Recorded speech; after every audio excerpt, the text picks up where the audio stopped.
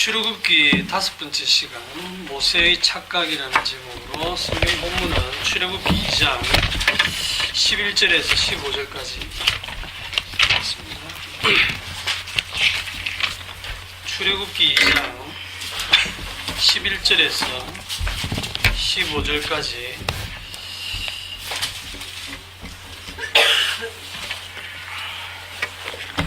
같이 읽겠습니다. 모세가 장성한 후에 한 번은 자기 형제들에게 나가서 그들이 고되게 노동하는 것을 보더니 어떤 애국 사람이 한 히브리 사람 곧 자기 형제 치는 것을 본지라. 사울이 살펴 사람이 없음을 보고 그 애국 사람을 저쪽에 모래속에 감추니라. 이튿날 다시 나가니 두 히브리 사람이 서로 싸우는지라. 그 잘못한 사람에게 이르되 네가 어찌하여 동포를 치느냐 하며 그가 이르되 누가 너를 우리를 다스리는 자와 재판관으로 삼았느냐. 내가 애국 사람을 죽인 것처럼 나도 죽이려느냐. 모세가 두려워하여 이르되 일이 탈되었도다.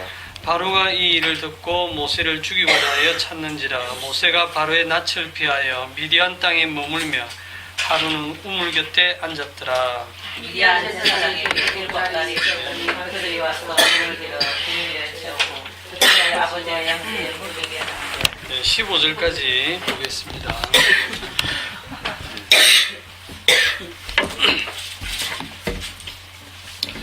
오늘 말씀에 들어가기 전에 지난주 말씀 중에 노아가 방주를 만드는 것도 죄다, 제가 그 얘기를 했는데 이런 반응은 모르겠어요. 그 말을 여러분들이 공감을 하고 받아들이는지, 방주 짓는 게 왜 죄지? 이런 생각을 하시는 건지, 믿음이 좋아서 그냥 받아들이시는지 모르겠어요. 왜냐하면 방주를 지으라고 한 분이 하나님이시고 그 말씀을 불순종한 것도 아니고 모세가 다 준행하였더라. 그 말씀대로 120년 동안 그렇게 주변 사람들의 오해를 받아가면서 조롱을 받아가면서 방주를 다 지었는데 그것도 죄가 된다, 제가 이렇게 얘기를 하면 그거는 죄가 아닐 것 같은데요. 그거 하나는 어려운 일일 것 같은데요. 이런 생각이 들지 않습니까? 어때요?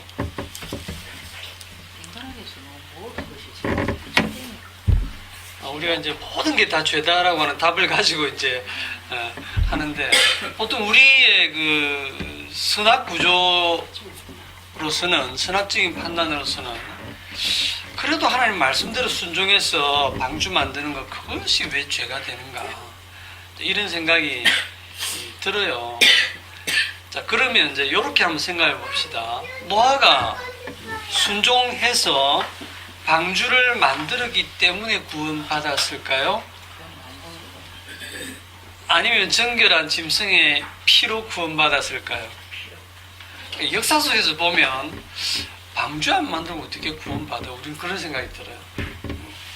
그래서 방주 만들어서 순종했기 때문에 구원받았다, 이게 이제 그냥 쉽게 우리는 생각하고 넘어가거든요. 그런데 그 홍수 후에 정결한 짐승의 피로 제사를 지내잖아요. 그게 감사의 제사가 아니에요.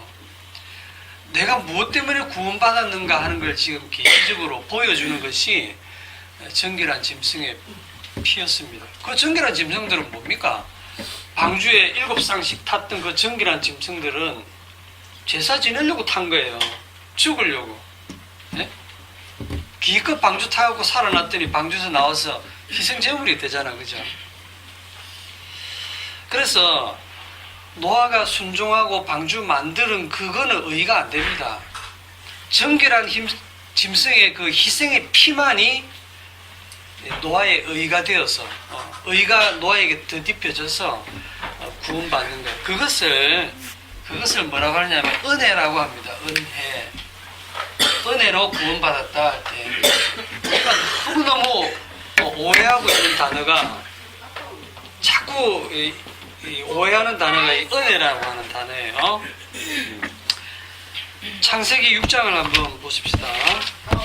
창세기 6장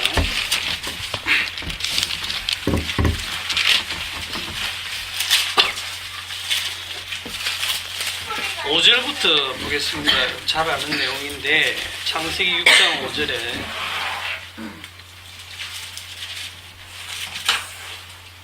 (5절부터) 8절까지 같이 읽읍시다. 여호와께서 사람의 죄악이 세상에 가득함과 그의 마음에 생각하는 모든 계획이 항상 악할 뿐임을 보시고 땅 위에 사람 지으셨음을 나타나사 마음에 근심하시고 이르시되 내가 창조한 사람을 내가 지면에서 쓸어버리되 사람으로부터 가축과 기는 것과 공중의 새 가지 거리하리니 이는 내가 그것들을 지었음을 한탄함이니라 하시니라. 그러나 노아는 여호와께 은혜를 입었더라. 그렇죠. 5절에 보시면 여호와께서 사람의 죄악이 세상에 가득함과 그의 마음으로 생각하는 모든 계획이 항상 악할 뿐임을 보시고 했을 때 우리는 이 구절을 읽으면서 어떤 상상을 하냐면 노아 시대 사람들은 진짜 포악하고 나빴는갑다. 걸리는 대로 사람 죽이고 약탈하고 성폭행하고 속이고 소돔과 고모라 때처럼 그랬는갑다 이런 생각을 해요. 영화에 그래 나오거든요. 영화가 그래 나오죠. 그래서 우리가 보는 선악 구조를 가지고 우리가 볼 때 진짜 저런 사람은 죽고 마땅하네 그런 생각이 들 정도로 이제 그렇게 하죠. 그러나 이렇게 죄악이 세상에 가득하고 그의 마음에 생각하는 모든 계획이 항상 악할 뿐인 요 상태를 신약성경에서 뭐라고 표현하느냐면 먹고 마시고 시집가고 장가가더니 이렇게 돼 있어요. 먹고 마시고 시집가고 장가가는 굉장히 평범한 일인데요, 그죠? 너무 평범해. 노아의 때와 같이 인자의 때에도 그러하리라. 노아의 때에 사람들이 먹고 마시고 시집가고 장가들더니 홍수가 나서 그들을 다 멸하기까지 깨닫지 못하더라. 왜 깨닫지 못했을까요? 전혀 깨닫지 못한 이유가 뭐냐면 먹고 마시고 시집가고 장가가고 있었는데 설마 너무 평범했기 때문에 하나님이 우리가 이렇게 먹고 마시고 시집가고 장가가고 있으면 하나님이 진노해서 심판하실 거야 이런 생각을 절대 못하는 겁니다. 하나님이 최초에 만든 사람의 목적은 먹고 마시고 시집가고 장가가는 그게 전부가 아니거든요. 그런데 표현이 지금 이렇게 세상에 가득하다 죄악이 그의 마음으로 생각하는 모든 계획이 항상 악할 뿐이다 할 때 이게 지금 뭘 가르치냐면 지금 우리와 똑같아요. 지금 우리 모습이에요. 그냥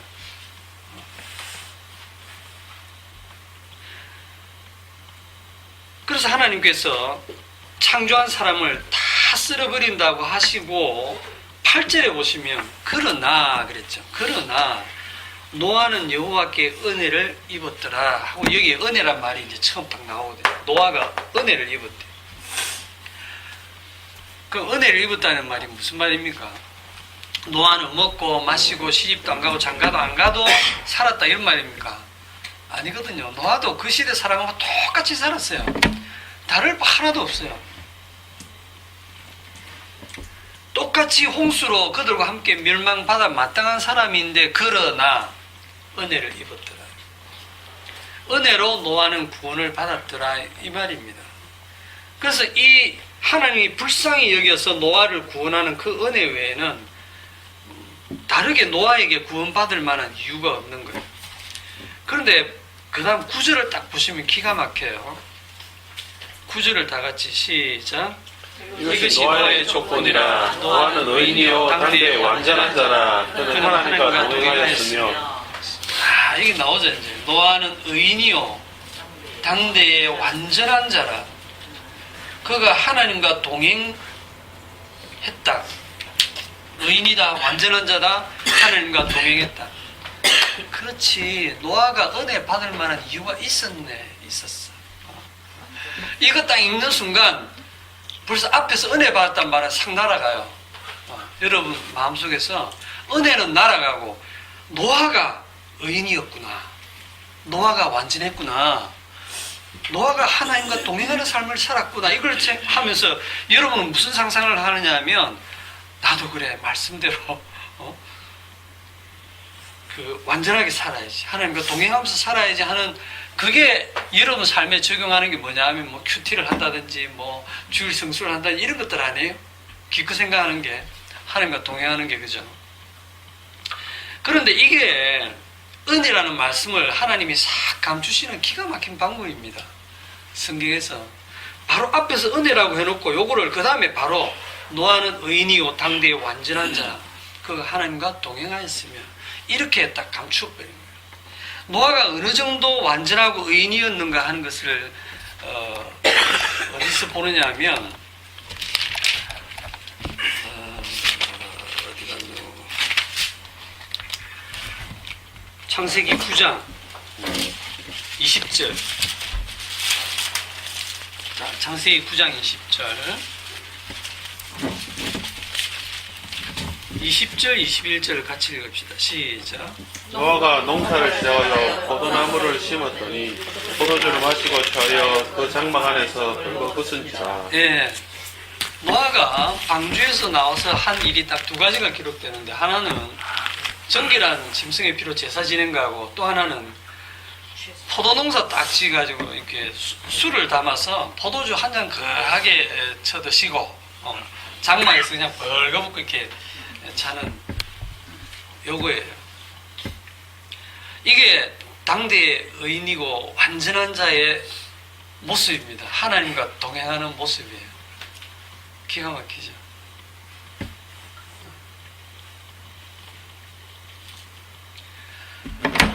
아니 뭐 의인이고 다 완전한 자고 하나님과 동행하는 자의 모습이 지금 이런 모습이라니까요. 어디가 같은 모습인가요?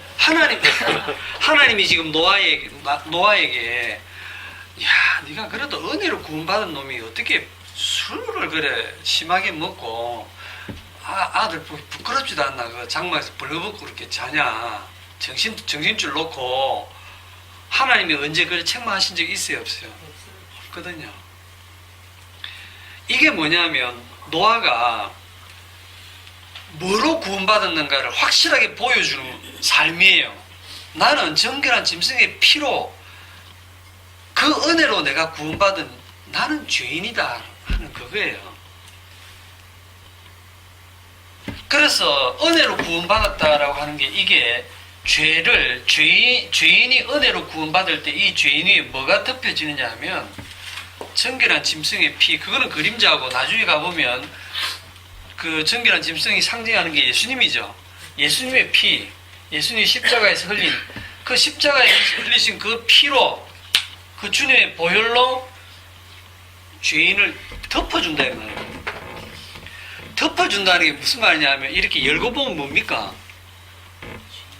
의인이 들어있는 게 아니고 피를 딱 치우고 보면 뭡니까? 죄인인 거예요. 덮었는데 열고 보니까 의인이야. 의인이면 피를 덮을 이유가 없죠. 예? 피를 덮었으니 이제는 의인처럼 살겠다가 아니고 그렇게 살 수 있는 존재도 아니고요. 피를 덮었는데 그 아래에는 죄인인 겁니다. 죄인 중에 괴수고.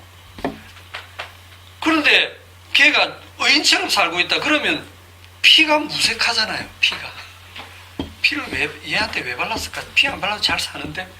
의롭게 잘 사는데? 피를 증가하는 모습이 지금 노아의 요 모습이에요. 노아가. 그냥 외식하지 않고 자기 있는 모습 그대로 그냥 드러내면서 사는 거예요. 노아가 잠에서 깨가지고 아이고 부끄러워라 내가 왜 이런 짓을 했을까 막 회개하고 그래 안 했어요. 회개하고 그래 한 게 아니고 오히려 이것을 가려주지 않은 아들을 저주해 버린다니까요. 세상에. 자식한테 할 말이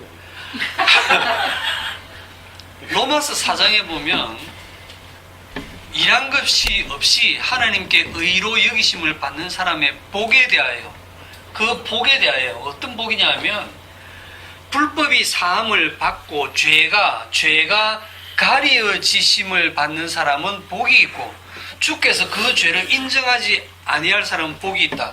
즉 그 정결한 주님의 피로 덮었기 때문에 하나님이 이 피만 보시고 이 죄인의 죄를 인정하지 않고 이 죄를 가려주고 이 죄가 사함을 받고 그런 자가 복이 있다는 거예요. 피가 필요 없이 지 혼자 의롭게 잘 사는 게 복이 있는 게 아니고. 그러면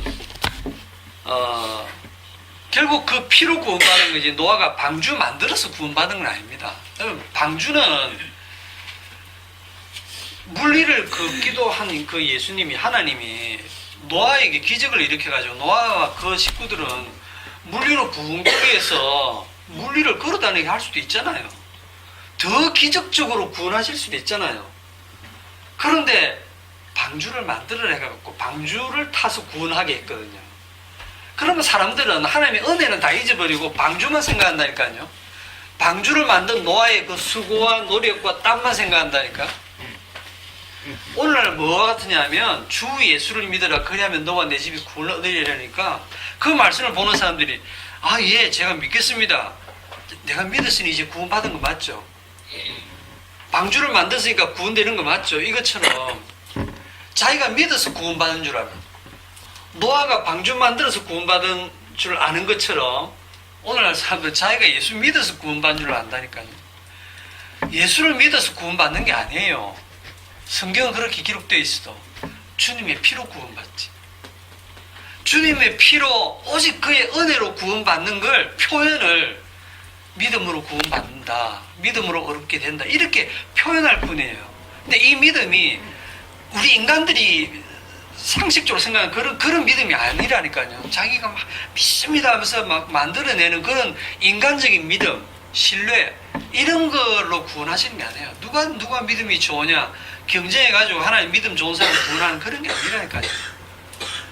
인간의 믿음은 아무것도 아니에요. 주님이 구원하실 자 구원하시는 겁니다. 그분의 은혜로. 그걸 은혜라고 하는 거예요. 자, 여기 창세기 9장에 보면 이제 셈과 함과 야벳의 그 행위가 나오는데 셈과 야벳은 옷을 가져다가 자기들의 어깨에 메고 뒷걸음져 들어가서 아버지 하체를 덮고 그들의 얼굴을 돌이키고 아버지 하체를 보지 않고 나왔고 함은 가나안의 아버지 함은 나와가지고 그냥 형제들한테 야 아버지가 술 한잔 하시고 벌거벗고 누워 계신다 요거 얘기한 것밖에 없어요.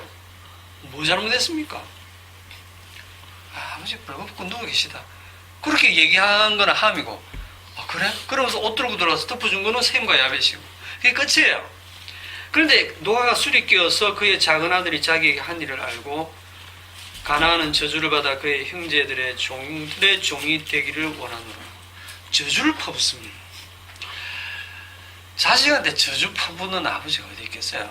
이 아들이 뭐 집안 재산을 다 들고 나가서 어디 탕진한 것도 아니고 그래도 잘 저주를 안 하는데 자기 자식을 뭐 자기 벌겋고 누워있는 거 밖에 나가서 얘기 한번 했다고 저주를 퍼붓거든요. 노아가 술이 덜 깨셨나. 이 노아의 저주는 하나님의 저주입니다. 이게 지금 뭘 보여주냐면 그 죄를 덮어주시는 그 덮어줌의 그 은혜를 모르는 거예요. 함이. 그걸 하나님이 저주하시는 겁니다. 아, 세상에 은혜로 구원받았는데 하나님 그렇게 구원받았는데 어떻게 저렇게 살 수가 있노 하는 게 함의 사고방식이거든요. 십자가의 피로 구원받았다면 이제 말씀대로 살아야지. 좀 착하게 살아야지. 바르게 살아야지. 바르게 사는 게 좋습니다. 좋은데 말씀대로 사는 것도 좋은데 그래 딱 살면 살 수 있거든 사세요. 사는데 그렇게 살면 당연 뭐가 날아가냐면 십자가 피가 날아가요. 자기가 어느 순간 내가 말씀대로 좀 살았다는 것 때문에 그게 의가 되고 십자가 피는 싹 지워지는 거예요. 그게 저주받을 일입니다. 함이나 셈이나 야벳은 그 노아 아버지랑 120년간 그 조롱을 받으면서 방주를 만든 사람들이에요. 그렇죠? 그 120년간 자기 몸으로 노동해서 방주를 만들었고 홍수가 나는 걸 목격했고 거기에 다 사람들이 빠져 죽는 것도 다 봤습니다. 그리고 방주에서 나와가지고 새로운 삶을 시작을 했을 때 이들이 겪었을 그런 어떤 감정적인 변화를 한번 생각해 보세요. 어떤 그 심판에서 구원받았는가 하는 거죠. 그런데 그런 홍수에서 구원받은 함이 얼마 안 돼서 저주를 받아버리거든요. 그럼 한 번 구원받은 건 영원한 구원 아닙니까? 왜 구원받아놓고 저주를 받습니까? 한 번 구원받으면 영원히 구원받은 거라고 주장하는 것은 구원파고, 자기가 죄 용서받고 구원받았다는 걸 자기가 막 확정하고 왜 자기 마음대로 확신 가지고 누구 마음대로 그렇게 정합니까? 주님이 하시는 일이지. 진짜 성령 받고 구원받은 사람들은 자기 구원에 관심이 없어요. 자기가 주님이 아니니까, 주님이 하시는 일이니까.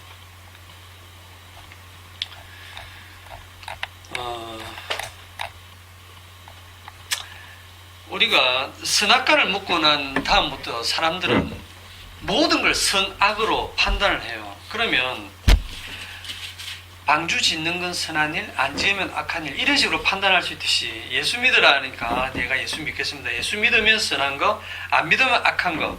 나는 예수 믿는 선한 일을 했기 때문에 나는 구원을 받는다. 이렇게 우리 사고방식은 흘러가게 돼 있어요. 여러분들이 복음을 이제 많이 듣고 알아서 이제 복음을 알기 때문에 저는 더 이상 선악적으로 생각 안 합니다. 결코 그렇지 않습니다. 우리가 몸을 입고 사는 동안은 저도 마찬가지로 선악 구조에서 못 빠져나와요. 가령 여러분들이 빈센트 성경 공부에 한 주 빠지시면 마음이 어때요? 아주 한 주를 빠지거나 말거나 마음이 편안하십니까? 일주일간? 그런 분들은 정말 믿음 좋은 분이에요. 네. 복음을 정말 제대로 복음대로 사시는 분이에요. 오늘 한 귀찮다, 가기 싫다, 그냥 가기 싫어, 그냥 몸이 너무 아파요. 이렇게 이제 카톡을 보내가지고 아프지도 않은데 조금 거짓말까지 해가지고 너무 힘들어서 못 가겠어요. 그러고는 집에서 이제 TV 보고 이래 노는데 마음이 편안해. 믿음 좋으신 분입니다. 그게. 그 빈센트 오고 안 오고 믿음하고 아무 관련 없다는 걸 너무 잘 아시기 때문에 그게 믿음이 좋으신 거예요. 그런데 사실 그런 분이 드물거든요. 한 빠지면 좀 미안한 마음이 좀 들어요. 근데 사람들도 별로 없는데 내가 안 가면 또 자리도 비어갖고 또 집사님이 또 앞에 빈자리 보면 좀 서운해. 그런 미안한 마음이 있다니까요. 사람이기 때문에. 그래서 미안한 마음이 조금 더 가면 좀 잘못했다는 생각도 들고, 이제 좀 열심히 다녀야지. 그걸 보충하려는 듯이 이제 그 다음 주는 조금 더 일찍 온다든지, 아니면 뭘 이렇게 하나 사들고 오신다든지, 또 안 사올라. 이렇게 이제 자기가 자기를 정죄해 놓고, 자기가 뭔가 행동을 해서 그거를 또 보상을 하고, 주님의 피는 어디 간 적이 없어. 자기가 자기를 심판하고 다 해요. 그게 저와 여러분들 모습입니다. 그게 선악 구조에 빠져 있는. 그런데 이렇게 선과 악으로 판단을 내리는 그 자체가 죄이기 때문에 우리가 선을 행해도, 우리 생각에 선을 행해도 그것도 죄고, 우리 생각에 악을 행해도 그것도 죄입니다. 그렇기 때문에 그 모든 것들이 다 우리에게서 나오는 건 죄밖에 없어요. 자, 방주 짓는 게 죄듯이 그러면 이 자리에 앉아서 제가 말씀을 이렇게 전하는 것도 뭡니까? 이것도 죄입니다. 이게 어려워서 제가 이걸 일평생 잘해서 구원받는 게 아니에요. 이거 하나도 자랑할 것도 없고 천국 가도 알아주지도 않고 아무도 안 알아줘요. 되게 좋아하시네. 자, 이제 오늘 본문으로 들어가면 오늘 본문도 하나님의 은혜를 입은 모세를 생각을 못해요. 우리 모세에게 있어서는 하나님의 은혜라는 말이 이렇게 안 적혀 있다 보니까 모세가 잘나서 모세를 하나님께서 지도자로 쓰신 게 아닌가 이런 생각을 우리는 쉽게 하거든요. 자, 출애굽기 2장 11절.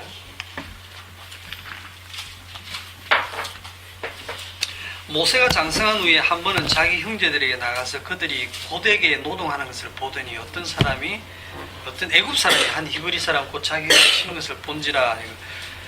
그 어떤 민족 의식을 가지고 이제 자기 형제를 괴롭히는, 자기 형제란 말을 하잖아요. 이게 자기 형제인 줄 어떻게 알았냐면 어릴 적부터 교육을 잘 받았어요.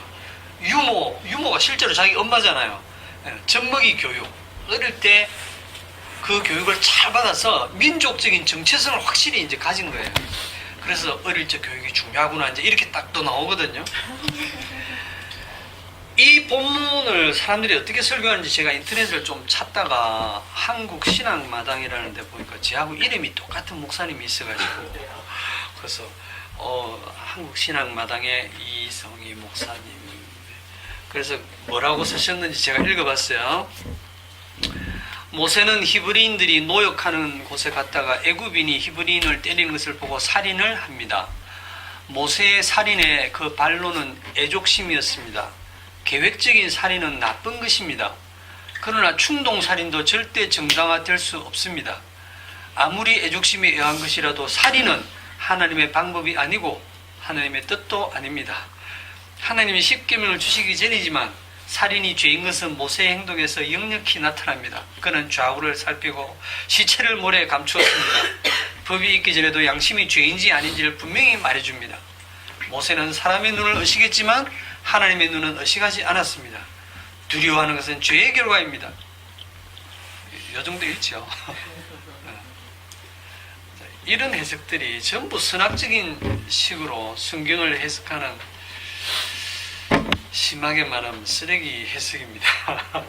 네? 살인은 죄입니다. 충동살인도 절대 정당화될 수 없습니다. 세상 사람 누구나 봐도 다 그렇게 말할 수 있어요. 교회 안 다녀도 이거 읽으면서 말도 안 있는 게 뭐 구약에 보면 하나님이 진멸하라고 뭐 전부 살인을 그냥 밥 먹듯이 피가 그냥 강처럼 흐르는데 무슨 노아 소리를 홍수 때는 하나님이 집단 살인을 네. 다 했어요. 한 19병은 다 죽였어요. 살인이고 하나님 그런 건 생각지도 안 하는 겁지. 말도 안 했다. 그죠? 그리고 이 모세의 폭력에다가 또 관심이 이렇게 폭력으로 하는 건 하나님의 뜻이 아니다면서. 예. 그러면 가나안 땅 들어가서 폭력 안 쓰고 조용히 나가주세요 이랬습니까?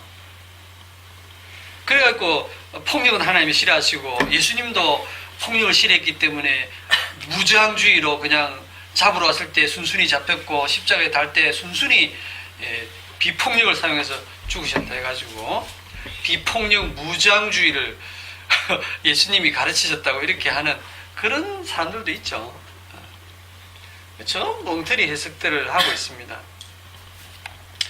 모세는 우리랑 똑같은 사람이에요. 자, 그러면 오늘 이 본문이 뭘 얘기하는 것 같습니다. 여러분들 생각에는 이 본문이 이래 물으면 이제 대답이 굉장히 애매하죠. 그러니까 질문을 제가 따로 하겠습니다. 자, 모세가 젖먹이 때부터 히브리 엄마 밑에서 자기 민족의 정체성을 제대로 배웠고요. 그 다음에 조금 커가지고는 애굽의 왕궁에 들어가서 왕실에서 40세까지 그 모세의 나이가 지금 120세에 죽었는데 40세 이렇게 되거든요.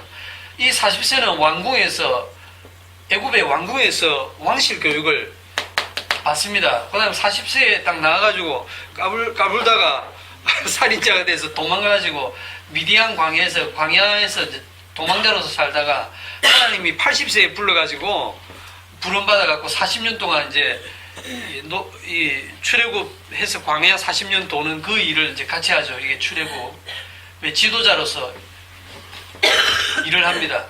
그러면 이 유대인들에게 있어가지고는 아브라함 이상으로 모세는 대단해요. 우리는 모세의 제자라 할 정도로 이 모세의 가르침에 대해서 유대인들은 대단한 그 긍지를 갖고 있는데 모세를 지도자로 모시고 있죠.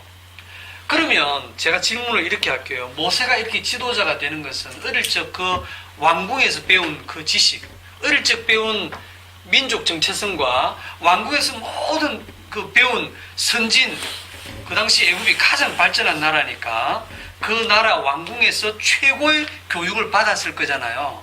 글자도 다 배웠고, 왜냐하면 나중에 모세가 창세기, 출애굽기, 레위기, 민수기, 신명기, 모세 5경의 성경을 기록하잖아, 그죠? 성경을 기록할 정도가 되려고 하면 제대로 대학 교육까지 다 이게 받아야 된다고 우리는 생각하잖아, 그죠? 그러니까 모세가 그 교육을 왕궁에서 받았어. 잘 받고, 그 다음에 또 광야로 가서 이 광야 훈련도 다 받았어요. 모세는 광야를 80년간 돌아다녔는데 그러고 그럼 저희 질문이 뭐냐면 모세가 40세까지 왕궁에서 자라면서 배운 그 애굽의 모든 학문과 지식이 훗날 출애굽할 때 모세의 지도력의 바탕이 되었다라고 말하면 그럴듯하잖아요. 이건 맞습니까 아닙니까? 네. 제가 묻는 질문의 뉘앙스가 아닌 걸로 딱 답이 나오죠. 눈치들은 빠셔가지고.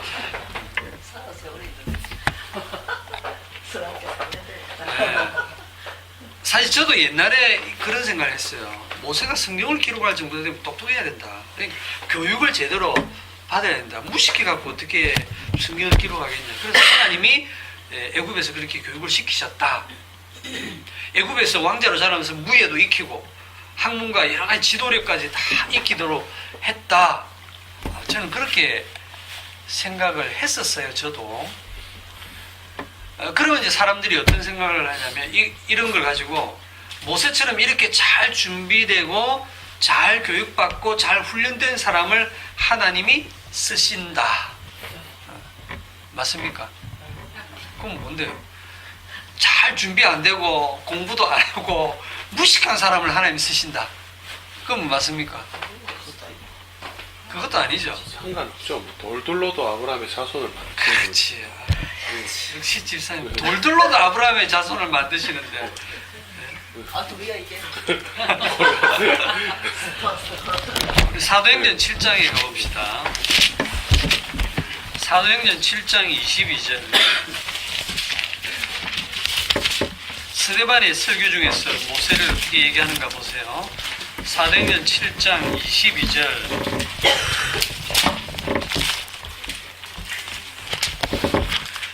이 모세도 본인도 그렇게 생각했습니다. 방금 우리가 생각한 것처럼, 제가 생각한 것처럼 22절 모세가 애굽 사람의 모든 지혜를 배워 그의 말과 하는 일이 능하더라. 말과 하는 일이 아주 능했대요. 나이가 40이 되매 그 형제 이스라엘 자손을 돌볼 생각이 나더니 한 사람이 원통한 일 당함을 보고 보호하여 압제받는 자를 위하여 원수를 갚아 애굽 사람을 쳐 죽이니라. 25절 같이 시작. 그는 그의 형제들이 하나님께서 자기의 손을 통하여 구원해 주시는 것을 깨달으리라고 생각하였으나 그들이 깨닫지 못하였다. 이게 모세의 생각이에요. 모세의 생각이 뭐냐면 애굽의 모든 지혜를 배워서 말과 하는 일이 능했어요. 이제 나이가 40이 딱 돼서 자기의 민족의 정체성은 나는 히브리 민족이고 이스라엘 자손이다. 그런데 우리 민족들이 애굽에 지금 이렇게 종살이를 하고 있구나. 고역을 하고 있구나. 독립운동. 누가 이 백성을 구원해낼 것이냐. 다 못 배우고 무식한데 그래도 내가 어떻게 잘 돼가지고 왕궁에서 교육을 받았고 지금 이렇게 좋은 지위에 있다. 이때를 위해서 하나님이 나를 이렇게 하셨구나. 아니면 누가 이 백성을 구원해낼 것이냐. 하나님이 분명 나를 사용하셨어. 이 백성들을 구원할 것이다. 그 생각이 25절에 나오잖아요. 그는 그의 형제들이 하나님께서 자기의 손을 통하여 구원해 주시리라고 깨달으리라고 생각했다. 그런데 그들이 깨닫지 못하였더라. 그래가지고 이제 자기가 딱 나가보니까 그런 일이 일어나가지고 좌우를 둘러보고 아무도 없으니까 그러니까 우리나라로 치면 옛날에 일제시대 때 김독강 같은 애가 일본 순사가 우리 백성을 막 괴롭히는 걸 보고 둘러봐야 아무도 없어서 일본 순사 끌고 가서 때려 죽였다는 거예요. 때려 죽여가지고 저기 어디 몰래 묻어버렸다는 거지. 그러면 우리 민족들이 볼 때 그 김독강 그런 사람은 아주 그냥 대단한 사람 아닙니까? 야, 저 사람을 지도자로 세워서 우리 독립운동하자 이렇게 될 거예요. 모세도 그렇게 생각했다니까요. 내가 이 정도로 딱 나서서 하면 우리 백성들이 내를 따를 것이다. 야, 모세 우리 지도자로 삼고 독립운동하자. 그럴 거라고 생각했다는 거지. 그런데 그게 모세의 착각이에요. 오늘 제목 나왔네. 모세의 착각이고 우리들의 착각이에요. 하나님도 만약에 모세랑 똑같이 생각했으면 그래 지금 딱 40세 얼마나 혈기왕성할 때고 열심히 특심할 때고 지금 배운 그 지식이 대단할 이때 이때 저렇게 하려고 할 때 도와줘야죠. 하나님이 도와줘. 하늘은 스스로 돕는 자를 돕는다, 이런 속담 있죠. 그 속담은 다 엉터리라고 생각하시면 돼요. 비성경리라 생각하시면 됩니다. 하늘은 스스로 돕는 자를 돕는다, 이렇게 모세처럼 열심히 할 때 하나님이 딱 도와줄 거라고 생각하죠. 하나님이 딱 배신 때립니다. 모세에게 아는 척도 안 하죠. 이스라엘 백성들도 다 등을 돌립니다. 모세가 살인했다는 걸 누가 일러바쳤냐면 애국 사람이 아니고 같은 백성들이 모세가 살인을 저질렀다고 일러바쳐갖고 바로왕이 그걸 알고 모세를 찾아서 죽이려고 합니다. 저놈 나놨다가 안 되겠다 싶어.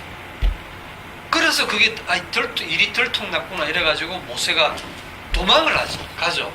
광야로, 미디안 광야로 막 도망을 갑니다. 하루아침에 모든 걸 잃고 도망을 갑니다. 그 40년간 여러분들이 40년간 광야 훈련시킨다라고 생각하시는데 저는 어떻게 보냐면 앞에 40년 배운 거 이 40년에 다 잊어버리게 하시는 것 같아요. 아주 바보 격신을 만듭니다. 말과 행사가 다 능했다고 했는데 나중에 80세대가 하나님이 부를 때 모세가 뭐라느냐 하면 저 말 못하는데요. 모세가 단단히 삐졌어요.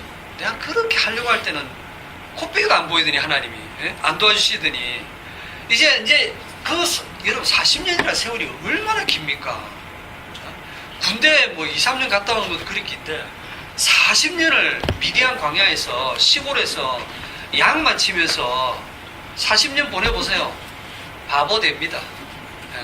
40년 앞에 배운 거 싹 뭐 글자고 뭐 막 애국 말도 거의 까물 정도고 그냥 맨날 양만 쳐다보고 맨날 들판만 보고 맨날 하늘만 쳐다보고 그러면서 하루 이틀도 아니고 40년을 보내보세요. 뭐 되는지. 자연인 바보. 이 모세에게 하나님이 그 떨기나무 가운데서 나타나셔가지고 가라고 했을 때 뭐라고 합니까? 못 갑니다. 저 말 못합니다. 계속 빼잖아요. 왜 그랬을까요? 모세 지가 지를 가도 지금은 안 되겠거든요. 지금은 나이도 80인데다가 기억도 하나도 안 나고 자기를 배신하고 이렇게 고자질한 이스라엘 자기 백성을 구원하고 싶은 마음도 없고 고역을 당하든지 말든지 나는 그냥 이것을 이제 정착해서 소박하게 이 전원 생활을 즐기고 있는데 내를 말로 다시 글로 보내시냐고. 하나님 보낼 만한 자를 보내소서 이렇게 하잖아요. 왜 이렇게 생각하냐면 방금 우리 집사님 말씀하신 것처럼 우리 생각은 이렇게 왕궁에서 제대로 된 교육을 받고 훈련받고 준비된 사람을 하나님이 쓰신다라고 생각하지만 착각입니다. 돌을 가지고도 아브라함의 자손을 만드실 수도 있고요. 여러분 하나님이 아담을 처음 딱 만들어 놓고 아담이 눈을 딱 떴을 때 하나님이 아빠 해봐 아빠 이래 가르쳤습니까? 언어를 가르쳤나요? 아니에요. 그냥 바로 대화가 됐어요. 아담이 글을 배우고 언어를 배운 적 없어요. 그런데 하나님과 바로 대화가 됐어요. 그거 하나님 못 하시겠습니까? 심지어 저기 그 민수기쯤 가면 나귀가 말을 합니다. 나귀가 이 미친 발람 선지자의 그 미친 짓을 고발하기 위해서 여호와께서 나귀의 입을 여시니 발람에게 이르되 내가 당신에게 무엇을 할기에 나를 이같이 3번을 때리느냐 하고 나귀가 대들었어요. 여러분 나귀가 사람 말을 배운 적 있습니까? 사람하고 아무리 40년을 살아도 나귀는 말 못해요. 동물이 사람하고 그렇게 오래 살면 말도 배우고 뭐 이렇게 집안일도 한다면 저도 우리 집에 있는 콩두부 가을이 가르치죠. 고양이 아무리 사랑하고 그들에게 말을 가르쳐도 쟤들은 야옹밖에 못해요. 예. 그런데 하나님이 입을 딱 여니까 나귀가 말을 하더라니까요. 무슨 말인지 아시겠죠? 네. 그런데 우리가 딱 착각할 수밖에 없도록 하나님 일을 하시는 거예요.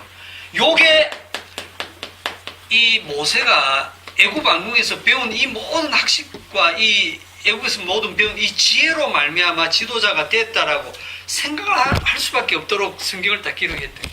요게 아니라는 걸 사실은 말씀하고 계신데 요게 아니라는 걸 그 다음 40년간 모세를 완전 바보 만들어가지고 그 앞에 배웠던 40년을 완전히 무로 다시 돌려버리고 다시 백지로 돌려버리고. 저는 오늘 본문이 그걸 얘기하고 있다고 생각이 듭니다. 하나님은 사람을 쓰신다. 이게 사람들 생각이거든요. 심지어 사람이 없으면 하나님조차도 일을 못하신다라고 말하는 정신없는 사람들이 있는데 엄청난 착각입니다. 목사들이 그런 소리 잘하잖아요. 복음 전하는 분들까지도 내가 아니면 누가 복음을 전하겠는가 이런 착각을 하거든요. 주님이 쓰실 사람이 없어 저를 쓰겠습니까? 없어도 주님은 주님의 복음을 전하는데 아무 문제가 없어요.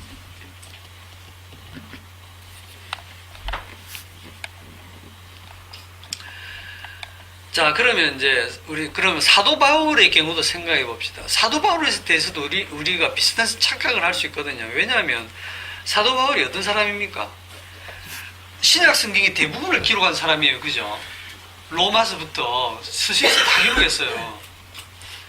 이 사도 바울이 어떤 사람이냐면 이름이 바울로 바뀌기 전에 사울이라는 이름이 나중에 바울이라는 이름으로 예수 믿고 나서 바뀌는데. 이 사울이 유대인으로서 길리기아 다소 지방에서 나가지고 그 성에서 자라면서 가말리엘 문화에서 배웠어요. 대단한 그 가문에서 율법의 엄한 교훈을 받고 그 다른 유대인들처럼 하나님에 대해서 열심히 있고 8일 만에 할례를 받고 이스라엘 족속 중에 족속이고 베냐민 지파요 히브리인 중에 히브리인이요 율법으로는 바리새파 사람이요 열심으로는 교회를 박해하고 율법의 의로는 흠이 없는 자다. 흠이 없다. 율법으로는 뭘 흠잡을 데 없을 정도로 이게 뻥이 아니거든요. 진짜 완벽한 율법 교육, 종교 교육을 받고 바리새인 중에 바리새인으로 자랐어요. 학식이 대단합니다. 그래서 로마서나 이런 성경을 그렇게 잘 기록했구나. 이런 생각이 들죠. 그런 생각이 들 수밖에 없잖아요. 그런데 이 사도 바울이 뭐라고 고백하느냐 하면 갈라디아서에 보면 사람들에게서 난 것도 아니요 사람으로 말미암은 것도 아니요 오직 예수 그리스도와 그를 죽은 자 가운데 살리신 하나님 아버지로 말미암아 사도된 바울은 하면서 11절에 가보면 형제들아 내가 너희에게 알게 하노니 내가 전한 복음은 사람의 뜻을 따라 된 것이 아니니라. 이는 내가 사람에게서 받은 것도 아니요 배운 것도 아니요 오직 예수 그리스도의 계시로 말미암은 것이라. 사울은요 절대 예수 믿을 사람 아닙니다. 누가 설득해도 절대로 믿을 사람 아니에요.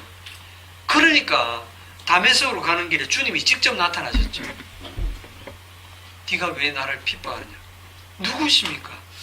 네가 핍박하는 예수다 하고 예수님이 직접 나타나고 그때 이 사울을 하나님이 3년간 어딘가로 데려가서 가르쳤죠. 예수님이. 그래서 사도 바울이 복음을 전할 때도 뭐라고 하냐면 사람이 지혜의 말로 하지 않는다. 오직 성령이 가르치시는 것으로 한다. 그렇게 전하잖아요. 자, 빌립보 3장을 가봅시다. 빌립보서 3장.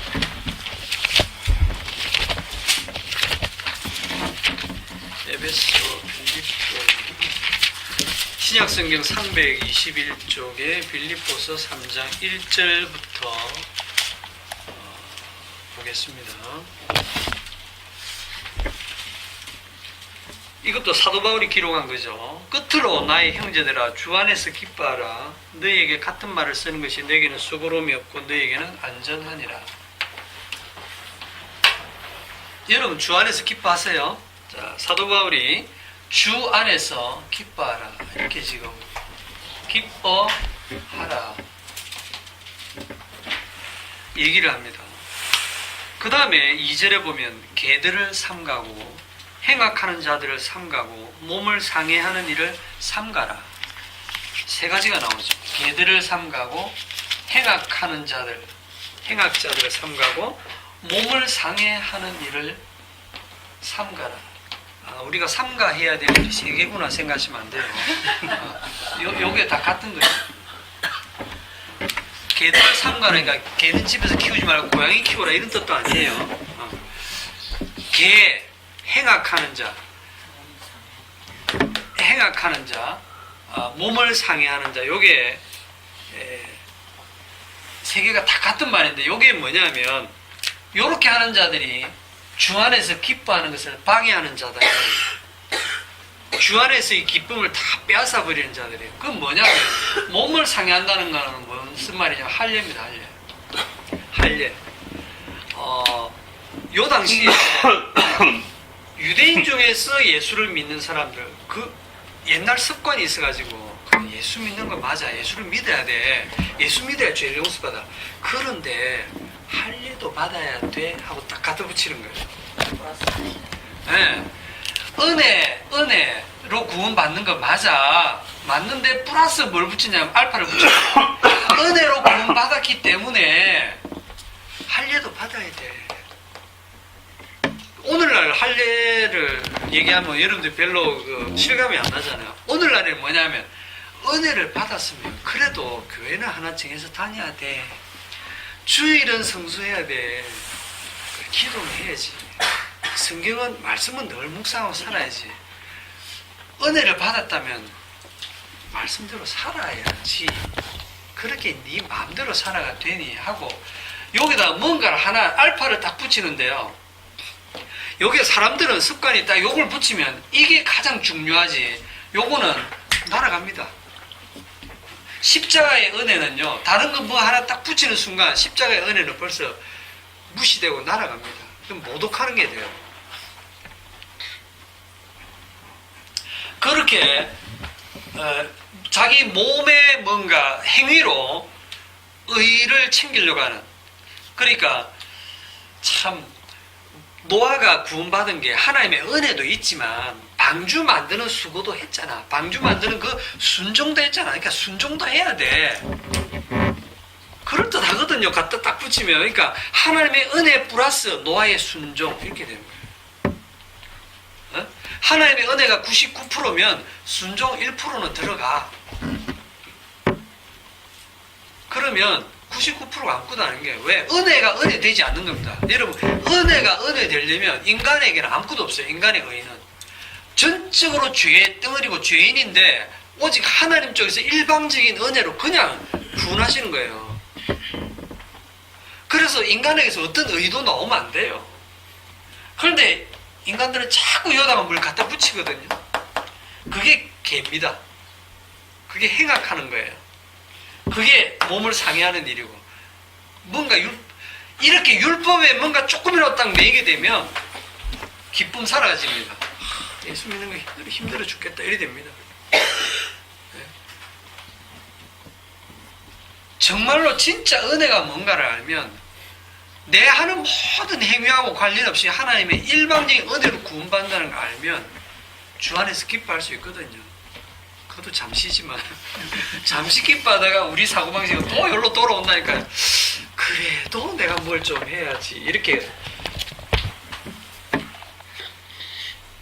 주님의 은혜를 무가치한 것으로 돌리는 자들이 행악자들이고 개들입니다. 여기에 플러스 알파를 하게 되면 이게 어디서 나오냐면 자기 몸에서 나와요. 내 몸으로 하는 어떤 행위가 나오게 되면 반드시 이거는 자기를 자랑하게 돼요. 자기 의가 되고 자기 자랑이 나오게 돼 있어요. 그럼 십자가 자랑 없어집니다. 다 반드시 내가 이렇게 잘 믿었어 라고 하는, 자기가 예수를 잘 믿었다고 하는 자기 믿음이 크게 보이고 자랑이 되는 거예요. 그러면 주 안에서의 기쁨은 사라지고 자기 행위로 자기가 기뻐해요. 그거 오래 못 가거든요. 조금 지나면 자기가 또 엉망이거든요. 그럼 기쁨이 싹 사라져요.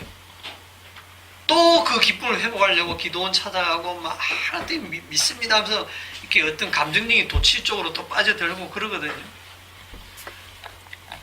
그게 종로로 타고 있는 겁니다. 3절에 하나님의 성령으로 봉사하며 그리스도 예수로 자랑하고 육체를 신뢰하지 않은 우리가 곧 할례파라. 진짜 할례파는 성령으로 봉사하고 예수로 자랑하고 예수님의 십자가만 자랑하는 거예요. 그러나 나도 육체를 신뢰할 만하며 만일 누구든지 다른 이가 육체를 신뢰할 것이 있는 줄로 생각하면 나는 더욱 그러하리니 나는 8일 만에 할례를 받고 이스라엘 족속이요 베냐민 지파요 히브리인 중에 히브리인이요 율법으로는 바리새인이요 열심으로는 교회를 박해하고 율법의 의로는 흠이 없는 자라. 율법 지켜서 구원받을 것 같으면 내가 1등으로 구원받을 거다. 7절 다 같이 시작. 그러나 무엇이든지 내게 유익하던 것을 내가 그리스도를 위하여 다 해로 여길 뿐더러. 자, 여기 보세요. 그러나 무엇이든지 내게 유익하던 것. 예전에 예수 믿기 전에는 다 내한테 이게 유익이 됐어. 내가 할례 받았던 것도 자랑이 됐고 이스라엘 자손이고 베냐민 지파로 난 것도 대단하고 히브리인 중에 히브리인이고 바리새인이고 가말리엘 문화에서 나서 정통 종교육을 받았고 이게 전부 내 마일리지가 되고 나한테 유익이 되었던 것들인데 그게 내가 그리스도를 알고 난 다음부터 뭐가 됐다고요? 아무 소용이 없다가 아니에요. 뭐가 되었다? 해가 되었다. 해롭다면 해롭다. 이게 오히려 해가 되었다는 겁니다. 내가 그리스도를 위하여 다 해로 여길 뿐더러 또한 모든 것을 해로 여긴다. 모든 것을. 이 세상 모든 초등학문이고 철학이고 뭐 정치고 모든 그런 얘기들이 우리가 들어보면 그럴듯한데 그게 전부 하나님의 은혜를 가리는 십자가를 가리는 나한테 해로운 것이다. 또한 모든 것을 해로 여기며 내 주 예수 그리스도를 아는 지식이 가장 고상하기 때문이라. 내가 그를 위하여 모든 것을 잃어버리고 배설물로 여기면 그리스도를 얻고. 배설물, 뭐 똥이죠, 그죠?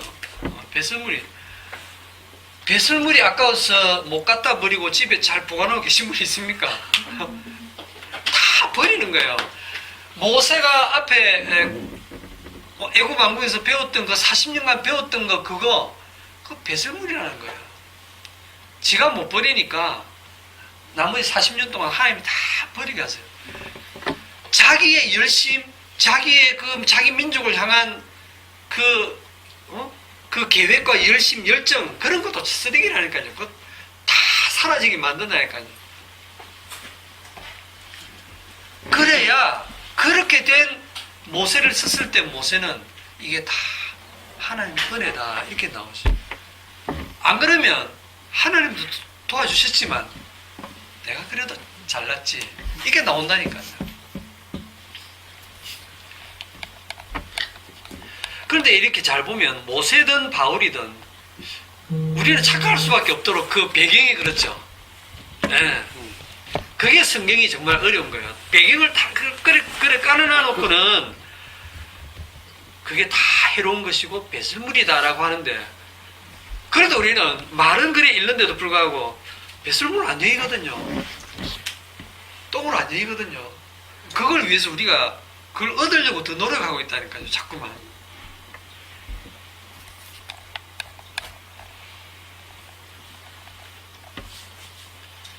출애굽기 4장 10절에 보면 모세가 여호와께 아뢰되 오 주여 나는 본래 말을 잘하지 못하는 자니이다. 예? 본래 말을 잘 못하는 자니이다. 출애굽기 4장 10절. 가봅시다. 출애굽기 4장 10절에 모세가 여호와께 여짜오 아뢰되 오 주여 나는 본래 말을 잘하지 못하는 자니이다. 주께서 주의 종에게 명령하신 후에도 역시 그러하니 나는 입이 뻣뻣하고 혀가 둔한 자니이다. 아니 스데반은 뭐라고 했냐면 애굽의 모든 지혜를 배워서 그 말과 행사가 다 능했더라 그랬어요. 말도 잘하고 조리 있게 하고 막 이랬는데 모세가 한 40년 시골에서 살다 보니까 바보가 된 거야. 말을 할 수 있는 거는 양 부르고 뭐 물 먹이고 뭐 여보 밥 먹자 자자 뭐 이거밖에 할 줄 모르는 거예요. 그러니까 11절에 여호와께서 그에게 이르시되 누가 사람의 입을 지었느냐 누가 말 못하는 자나 못 듣는 자나 눈 밝은 자나 맹인이 되게 하였느냐 나 여호와가 아니냐. 여러분 누가 말 잘하면 그거 하나님이 말 잘하게 하신 거예요. 내가 똑똑해서 내가 웅변하고 다녀서 내가 많이 배워서 말 잘한다 생각하시면 안 돼요. 하나님이 어느 날 말 못하게 막으리면 어버버한 거예요. 12절에 이제 가라 내가 네 입과 함께 있어서 할 말을 가르치리라. 이렇게까지 하나님이 얘기하시는데 모세가 뭐라 하냐면 모세가 이르되 오 주여 보낼 만한 자를 보내소서. 저는 아닙니다. 한 번 봐도 저는 아닙니다. 40년 전에 보내시지. 그때 보냈으면 내가 잘했을 텐데. 지금은 아닙니다. 저 바보 등신 됐거든요. 자신감도 없고 이제는 몸에 힘도 없고 뭐 그때 배웠던 거 하나도 기억도 안 나고 옛날 같은 그런 열심도 없고 14절 얼마나 심했으면 하나님이 화가 났겠습니까? 여호와께서 모세를 향하여 노하여 이르시되 레위 사람 네 형 아론이 있지 아니하냐 그가 말 잘하는 것을 내가 아노라. 그가 너를 만나러 나오나니 그가 너를 볼 때에 그의 마음에 기쁨이 있을 것이라 하고 이제 그 아론하고 같이 가라 해가지고 어떻게든 가기 싫어하는 모세를 보내서 하나님이 이 모세를 사용해서 그 출애굽을 하십니다. 이게 하나님이 하시는 일이에요. 그렇기 때문에 오늘 본문에서 볼 수 있는 것은 하나님이 비록 여러분들을 어떻게 쓰셔도 말을 잘하게 하셔도 그게 다 누가 하시는 일이다. 일을 잘하게 하셔도 봉사해도 열심히 내가 어떤 마음으로 봉사해도 그런 마음을 하나님 주신 것이다. 그게 하나님의 성령으로 봉사하는 주 예수 그리스도로 자랑하는 십자가만 자랑하는 그런 마음 자세가 되는 것입니다. 오늘 여기까지 하겠습니다. 기도합시다. 하나님께서는 우리 주님께서는 돌들로도 아브라함의 자손이 되게 하시고 나귀의 입을 열었어도 주의 복음을 전하실 수 있습니다. 그럼에도 불구하고 우리를 들어서 사용하시는 것은 우리가 아무것도 아닌 것을 깨닫게 하시기 위해서 그렇게 하신 줄 압니다. 주님, 우리에게서 나오는 것은 결국 죄밖에 없음을 고백하게 하시고 날마다 주님의 십자가만 더욱 자랑하는 그런 모습으로 드러나게 하여 주옵소서. 예수님의 이름으로 기도하옵나이다. 아멘.